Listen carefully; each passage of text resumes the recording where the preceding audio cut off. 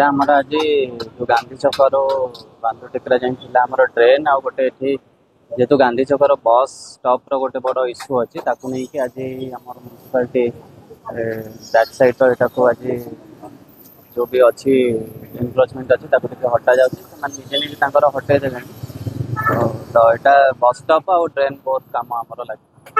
ଏଇଟା ମାନେ ଆମର ବାନ୍ଧୁ ଟିକରା ସରି ଗାନ୍ଧୀ ଛକରୁ ବାନ୍ଧୁ ଟିକରା ଛକ